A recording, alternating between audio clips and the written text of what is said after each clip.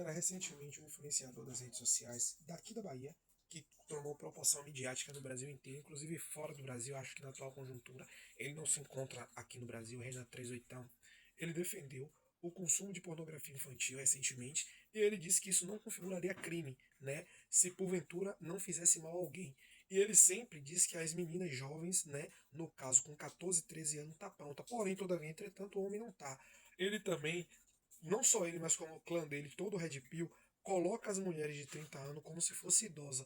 O que nós vemos, na verdade, é a sexualização das meninas jovens, das meninas novas, e como dizer assim, a verdadeira propaganda, né, da pedofilia e do crime contra a criança e adolescente. Porém, todavia, entretanto, o povo começa a sempre justificar, não, que ele foi tirado fora de contexto, que o que ele falou, cara, o cara fala abertamente, o cara defende a submissão feminina, o cara defende o machismo, o cara fala como se estivesse no século XIX, no século XVIII, e ainda tem quem o defenda e tente justificar. E ele ainda fica tentando, naquele sadismo dele, naquela doença que ele tem, tentando explicar tudo friamente, que não foi tirado fora de contexto, para dar a entender que ele está emocionalmente equilibrado e que ele não cometeu nenhum crime. Agora eu pergunto, se fosse um Jones Manuel da vida, se fosse um Rui Costa Pimenta da vida, se fosse um Rui Costa, se fosse um Lula, se fosse um Jacques Wagner, se fosse uma Erika Hilton, se fosse se fosse a Aline Câmara, né, que é uma ateia que domina as redes sociais, se fosse qualquer pessoa de esquerda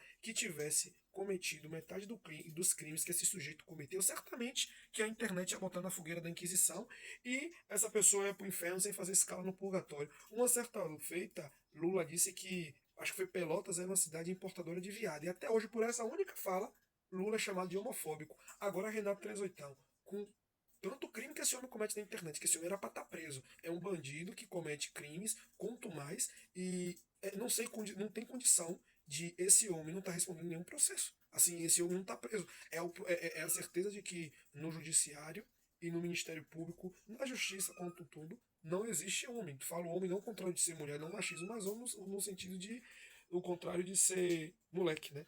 A justiça brasileira só tem moleque. É isso, gostaria de deixar essa mensagem para vocês.